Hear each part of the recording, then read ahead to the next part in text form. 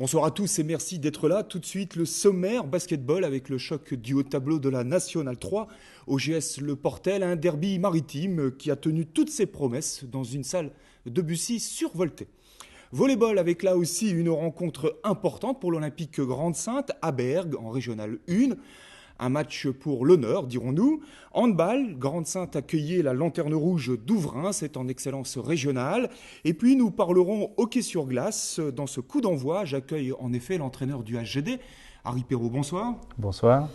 Alors les choses se précisent pour le HGD qui, toujours deuxième au classement, est en bonne position pour disputer les playoffs. Explication tout à l'heure avec Harry Perrault. Une salle de Bussy pleine à craquer samedi soir pour accueillir le derby et choc des co-leaders de la Nationale 3, Grande-Synthe Le Portel, la rencontre de cette première phase à ne rater sous aucun prétexte. Et ce n'est pas le public nombreux qui vous dira le contraire. Tout était en effet réuni pour que la soirée soit belle, suspense et prolongation avec Frédéric Loy. Tribune pleine samedi soir, salle de Bussy pour le choc des leaders de ce championnat national 3, Grande-Synthe Le Portel. Deux équipes qui n'ont connu chacune qu'une seule défaite et qui se disputaient dans cette 9e journée de championnat, tout simplement la première place du classement. Autant dire que l'on pouvait s'attendre à un match de très bon niveau entre deux formations qui se connaissent bien, mais qui se ressemblent peu. En effet, d'un côté, chez les Portellois, il fallait avant tout faire valoir ses individualités comme Pascal Julien ou encore Hinton, impressionnant, avec ses 2,10 m pour 130 kg. Côté OGS, avec un Cyril Pouille bien en forme, on allait tenter bien évidemment de contrecarrer ces deux anciens professionnels en appliquant un jeu basé sur la force et la volonté de tout un groupe qui s'est allé de l'avant, comme il nous l'a déjà montré depuis le début de saison. Témoin l'efficacité et l'abnégation du jeune Karim Motmir qui se permet en attaque et à l'intérieur de prendre le dessus sur Hinton. Du coup, après 6 minutes de jeu, l'OGS compte 8 points d'avance, puis 10, sous l'impulsion d'une excellente prise de responsabilité dans les shoots. Grande-Synthe a tout bon, mais va voir son avantage fondre comme neige au soleil, puisque Delalin dans un premier temps et Pascal Julien, au-delà des 6,25 m, vont littéralement renverser les données du match pour se positionner à +3 à l'issue de ces premières 20 minutes. De retour sur le terrain, Grande-Synthe et Le Portel feront jeu égal pendant 5 bonnes minutes, avant que les visiteurs trouvent les ressources nécessaires pour venir titiller une équipe de Grande-Synthe devenue plus perméable en défense. Ainsi, Pascal Julien et les siens prennent une sérieuse option menant de 12 points alors qu'il ne restait plus que 9 minutes à jouer. Assez en tout cas pour constater de nouveau la force et la volonté d'une équipe jaune et bleue qui se relance pour réduire l'écart au fil des minutes. À ce moment de la partie, nous sommes dans la dernière révolution et sur ce débordement de Xavier Dubois, c'est Franck Degrave sur ce panier qui permet à son équipe de mener de 3 points. Il ne reste plus qu'une bonne poignée de secondes. Grégory Ducornet rate ses 2 lancers francs. Par contre, lui, Pascal Julien, transforme les siens et arrache l'égalisation dans les 10 dernières secondes. Malheureusement pour Grande-Synthe, les 5 minutes de prolongation seront de trop puisque Pascal Julien, auteur de 27 points, inscrit coup sur coup 2 tirs salvateurs, score final 84-92. Alors Éric Bigotte et les siens sont passés tout près de l'exploit. Espérons aujourd'hui que cette deuxième défaite consécutive ne soit pas le début d'une mauvaise série avant la trêve. Il reste encore 2 rencontres. Adechi, vainqueur ce week-end au PUC, le tombeur de l'OGS, et pour finir face à Cergy, bon 5e au classement. La suite avec le volleyball, Bergues Grande-Synthe, une affiche qui constituait il y a une bonne dizaine d'années un rendez-vous incontournable ici sur le littoral dunkerquois pour tous les amateurs de volleyball. À l'époque, les deux clubs évoluaient, il est vrai, en National 2. Aujourd'hui, le contexte n'est plus vraiment le même. Les deux équipes évoluent en Régional 1. Certes, le niveau est plus faible, mais le derby n'a pas pris une ride. Jean-Marc Courtin. Après Dunkerque et Arnes, c'est donc Bergues, un autre match test en quelque sorte, qui était au programme des volleyeurs olympiens ce samedi. Car en effet, si Bergues promu en Régional 1 n'a ni les prétentions ni les résultats des Dunkerquois ou des Arnésiens, pour autant, cette équipe, qui fut longtemps une référence sur le littoral, a aujourd'hui l'effectif et les moyens de bousculer ses rivaux les plus directs dans la course au maintien. Dans ces conditions, outre l'aspect retrouvailles avec 4 anciens olympiens, Côté Berg, Brenzig, Ramsamy, Van Peperstraat et Rose, ce match devait départager deux équipes totalisant 11 points et se trouvant sur la même marche, la 8e en l'occurrence, au niveau du classement. La rencontre s'annonçait donc disputée et disputée elle sera.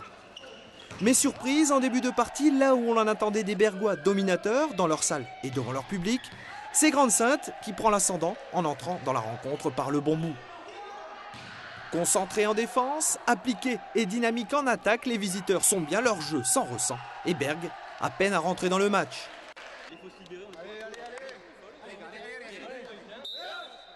Mais attention, si l'OGS faisait bel et bien la course en tête dans cette première manche, les locaux ne seront jamais très loin et il faudra s'appliquer jusqu'au bout pour remporter ce premier set. Mais il faut exploiter ça à fond. On a eu 3-4 que ça nous peut coûter cher, là, Jérôme. Relance, Mickey, tranquille. Là. Deuxième manche et là, changement total de décor. Ce sont les Bergois cette fois qui imposent leur jeu, les Bleus moins percutants, 7 du terrain. Ils devront même sauver 2 balles de 7, puis au prix d'une belle remontée et d'un bel effort, l'OGS remportera finalement 16-7 également, 16-14.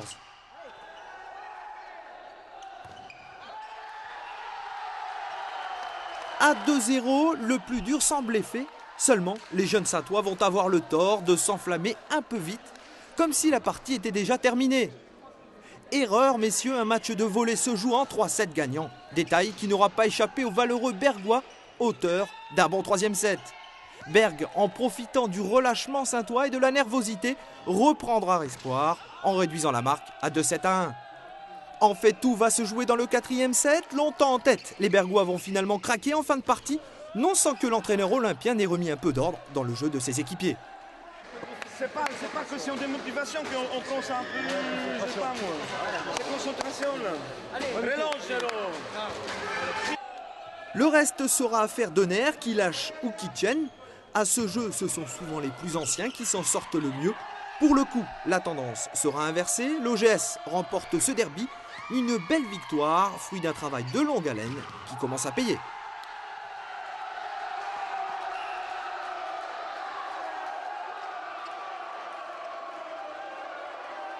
On travaille pour ça. De toute façon, si on a parlé au début de saison, je me suis donné pas mal de temps pour travailler avec eux. Donc là c'est bien parti. C'est encore pas parfait. Il y a beaucoup de choses à faire, mais on peut le garder tranquille pour les matchs suivants. On peut s'entraîner sans stress, sans avoir peur de descendre. Donc tranquille, quoi.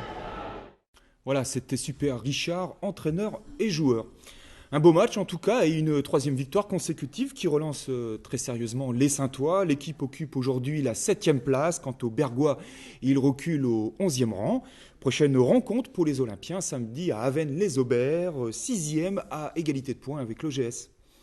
On poursuit cette édition à présent avec une page résultats en compagnie de Jean-Marc Courtin. Oui, une nouvelle défaite des poloistes olympiens sévèrement battus en National 2 à Fleury-les-Aubrais, 27-5. Rugby en honneur, promotion honneur, victoire très importante du 15 olympien, vainqueur à Duisan 15-13. Un succès qui permet aux hommes de Jacques Mikulovic de prendre une sérieuse option sur la montée en poule haute. En effet, il reste 2 matchs, une seule victoire suffirait.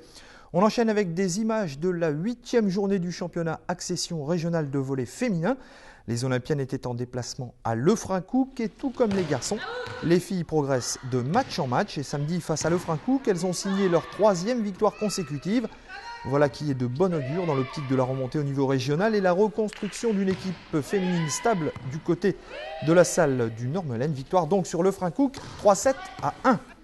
Badminton au tournoi national de Reims, victoire de Pierre Arquet en simple homme série C. Thomas Blondeau s'incline en finale du double en série B. Régional Benjamin à Orchy, victoire en double de Mourad El Bouchati associé à Verbeken de Waterloo et au régional cadet à Verquignol, victoire en double mixte de Baptiste Carême associé à Florine Leroy d'Orchy.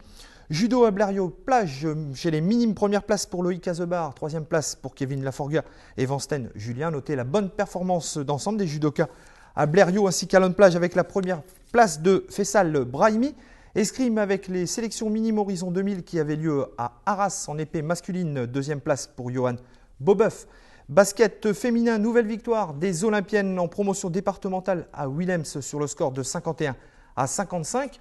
Football avec le 7e tour de la Coupe de France pour vous signaler que grâce à sa victoire 2-1, Tourcoing-Gravelines est le seul rescapé du littoral pour le 8e tour de la Coupe de France. Athlétisme au cross de la plaine à Hasbrook.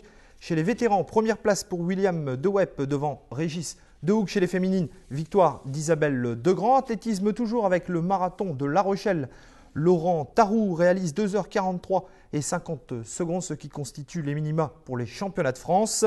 Fabien Lespilette, 2h57.01. Et chez les féminines, Martine Benazé ainsi que Bernadette Vienne réalisent les niveaux de National 3 à 52 secondes de la National 2 pour Martine Benazé. Et enfin, de l'haltérophilie, 2 Olympiens représentaient l'OGS lors des finales de zone individuelle à Chaville, dans la région parisienne.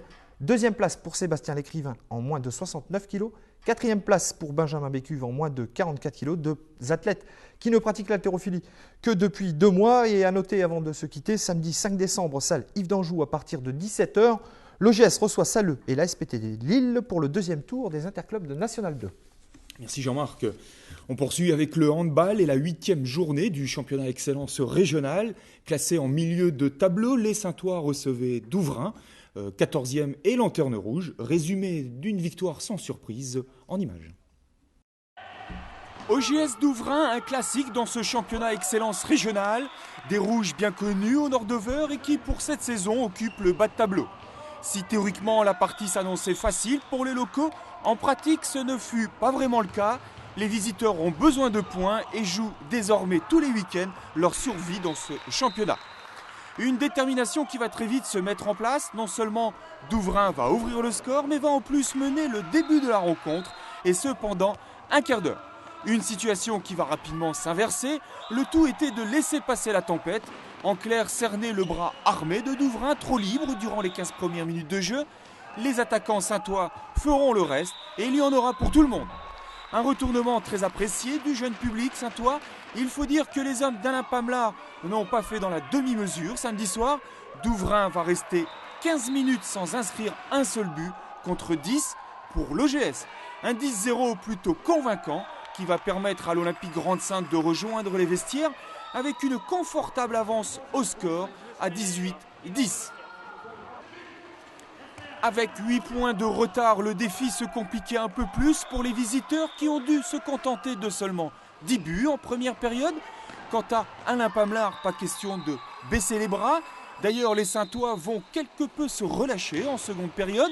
Les deux équipes feront jeu égal, 15 buts pour l'OGS et 16 buts pour Douvrin. Résultat 33-26. Au final, 7 buts d'écart, c'est pas mal, mais face à la Lanterne Rouge, peut mieux faire. Alors une victoire qui remet l'OGS à la 8e place. Le week-end prochain, les Saintois seront en déplacement à Tourcoing, 10e au classement. On va à présent parler hockey sur glace avec la 12e journée du championnat de première National 1. Toujours invaincus à domicile et après les victoires contre Épinal et à Cholet, les Corsaires, 2e au classement, derrière Strasbourg, sont pour l'heure qualifiés pour la poule haute. Avant de se rendre à Nantes et de recevoir les Alsaciens, il fallait d'abord confirmer samedi soir face à Tours. Tours et ses vieilles connaissances dunkerquoises. Résumé de la rencontre avec Sylvain Munier. Je vous l'ai dit et encore redit, je le répète aujourd'hui, samedi soir, les Corsaires de Dunkerque jouaient un match de tous les enjeux face à Tours. 2 points séparaient alors les deux équipes, toujours à l'affût de se réserver une place pour les playoffs. Pour ajouter à la pression, le HGD s'était incliné à l'aller à cause d'un véritable défi physique après avoir mené les 2 premiers tiers. Seulement voilà, après la première action dangereuse de Cédric Gassiot face à Bruno Tange, les esprits vont s'échauffer et c'est une véritable invitation au corps à corps que les Tourangeaux vont offrir aux locaux. À ce jeu, les hommes d'Harry Perrault vont tenir bon. Weinmark ouvre la marque à la 6e minute de jeu, rapidement imité par son adversaire Jérôme Campliglia. Nouvel affrontement, Marc Leroux et Régent Dufour écopent de 2 minutes de pénalité. Carole Jursic accroche Niklas Armstrong, Trister Bratloff met alors le palais au fond des filets sur ce pénalty largement mérité.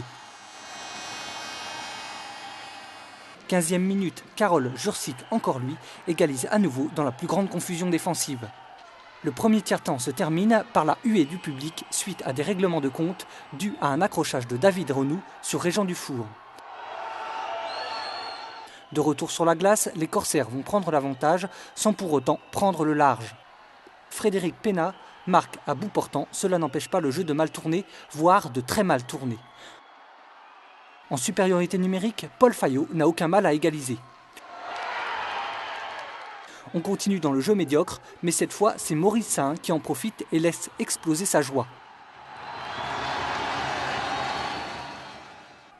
À la seconde pause, le jeu continue son train-train et le HGD mène 5-4. Le troisième tiers sera long, très long. Beaucoup d'occasions des deux côtés, pas de réussite et toujours autant de fautes. Dans la dernière minute, Tours change son gardien par un joueur afin d'égaliser. Erreur fatale, Bratloff intercepte une passe de Jursic et met définitivement Dunkerque à l'abri. Bilan, Dunkerque prend une très sérieuse option pour sa place dans le groupe de tête et peut aborder sereinement les rencontres face à Nantes et le leader Strasbourg. Alors Harry Perrault, c'est une 8e victoire. Votre objectif du début de saison, c'était la poule haute. C'est presque réussi. Oui, en fait, on serait rassuré en prenant encore un point sur les 2 prochains matchs. Là, logiquement, on peut être rattrapé, mais au goal average, on est encore supérieur. Donc c'est vrai que l'objectif est pratiquement atteint. Alors pour l'heure, vous avez préservé votre invincibilité à domicile. C'est la cerise sur le gâteau, ça ? Non, c'est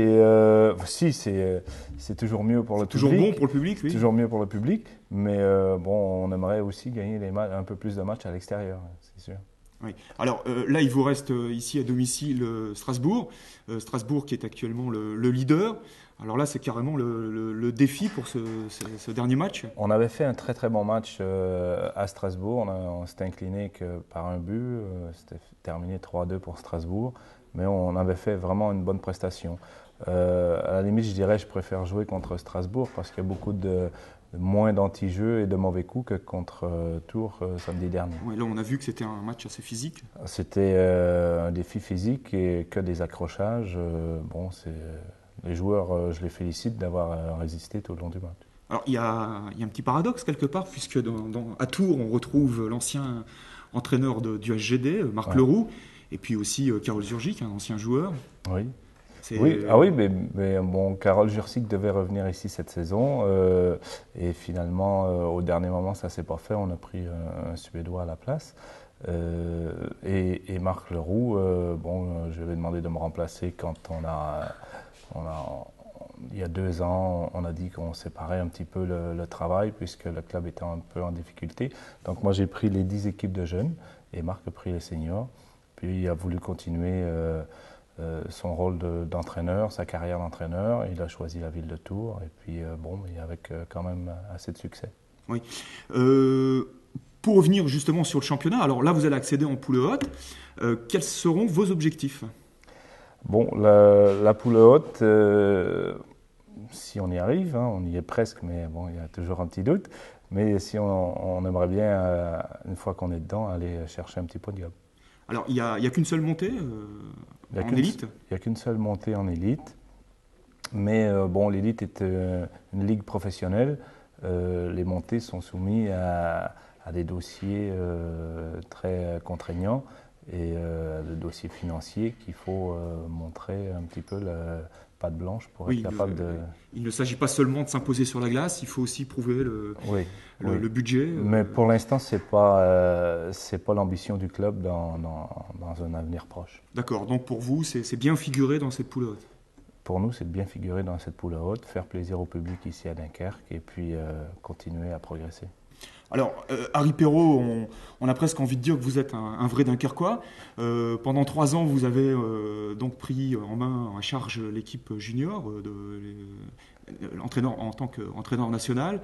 Et donc là, aujourd'hui, vous avez décidé donc de revenir sur Dunkerque. J'ai toujours aimé la formation des jeunes. Depuis plusieurs années, on a des jeunes Dunkerquois qui jouent dans des équipes d'élite ou qui jouent même en équipe de France senior. Ça a toujours bien fonctionné de ce côté-là. Il y a 3 ans, la fédération, j'avais été invité à un stage avec l'équipe de France senior. À l'époque, c'était un Finlandais qui était coach de l'équipe senior. Il m'avait invité à passer une semaine de stage avec eux et après, il avait dit, il n'y a pas de raison, il faut que ce soit des gars comme toi qui entraînent l'équipe de France junior. Et donc, il me l'a proposé, j'ai accepté, je l'ai fait pendant 3 ans. Et là, comme je revenais avec l'équipe senior de Dunkerque. Il a fallu que je fasse un choix parce que si je continuais aussi l'équipe de France junior, ça me faisait partir pendant 3 semaines. Là, si on a par bonheur on fait les playoffs, ça fait partir 3 semaines au mois de mars. On ne peut pas courir 2 lièvres à la fois. Ouais, donc, mais vous préférez une vie dans un club que d'avoir à charge C'est-à-dire, on n'est pas salarié en tant qu'entraîneur de l'équipe de France junior. Donc, j'ai une femme et j'ai des enfants, il faut vivre quand même. Donc, c'est vrai que c'est un boulot très intéressant, l'équipe de France, mais ça ne fait pas vivre quelqu'un. Une bonne expérience quand même. C'est une très bonne expérience et à la première occasion, j'y retournerai si c'est possible. Et dès que possible, vous allez nous ramener quelques juniors? On en a déjà un qui est au club là, cette année, Jérôme Maréchal. C'est un ancien Dunkerquois. Je lui ai appris à patiner quand il était tout jeune. Il était sur Dunkerque. Après, ses parents ont déménagé, mais je l'ai retrouvé sur la route des sélections et en équipe de France. Il a fait les championnats d'Europe l'année dernière avec nous en Allemagne. Et cette année, il y a de grandes chances qu'il parte avec les juniors 20 ans pour les championnats du monde. Très bien. On va en rester là avec le hockey sur glace. Harry, merci d'avoir accepté notre invitation. C'est moi qui vous remercie. Et à bientôt, très certainement, donc, face à Strasbourg. Comme vous voulez. Voilà, nous arrivons maintenant au terme de cette édition. Merci d'être encore là. À tous, une excellente semaine. Un lundi prochain. Bonsoir.